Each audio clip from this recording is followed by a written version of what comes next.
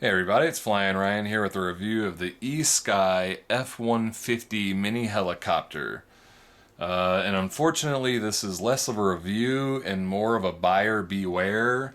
And I say that because I have not even actually gotten to fly this helicopter.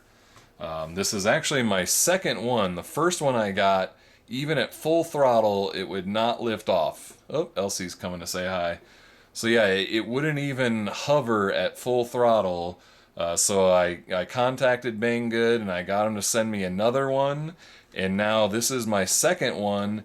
And this one, it just, I don't even understand what's going on. Like it just, it's all over the place. It drifts off to the side and I can't correct it with trim. And I don't understand what is going on with this thing, but I have not been able to get it to fly at all or even come close to hovering or anything.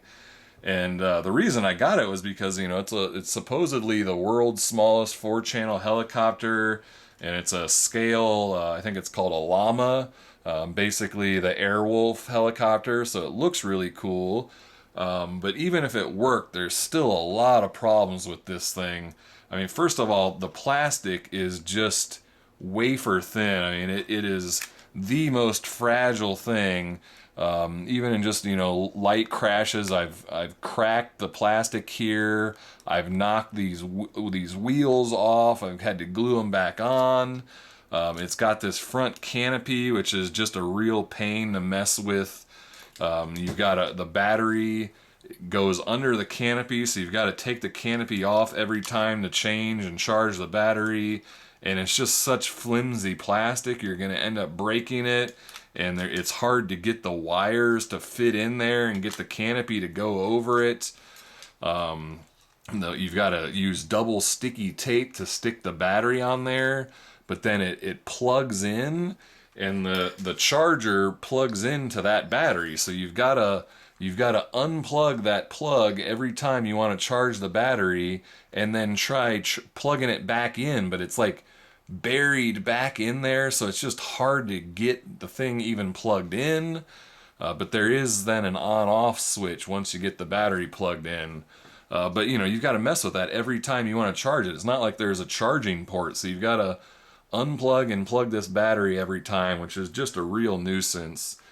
And then you'll notice the charging cable is kind of interesting. It's one of these JST plugs, and then the battery plugs into this, but it is reverse polarity. So do not plug this into one of your USB chargers or whatever, because those are all reverse polarity of this.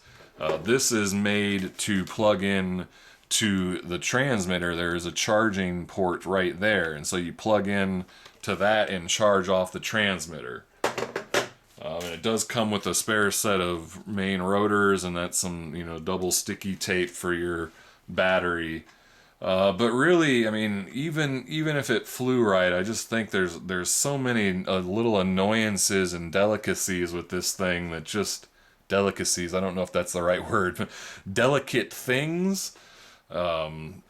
It's just I don't really know. I mean, I've heard other people that love it, so it apparently does fly for some people, and I guess I just got two defective ones in a row. But to me, when if I get two defective ones in a row, that screams a problem. That seems like there's something to not trust in the QC process or something that just makes this a really risky buy. So yeah, I can't even do a flight footage because I literally cannot fly this thing. So really, that's all I've got to say about it. Just kind of wanted to give my impressions of it. It's how delicate it is and all the problems I had with it and whatnot. So if you want to buy it, that's at your own risk. All right, well, thanks for watching, and I'll see you next time.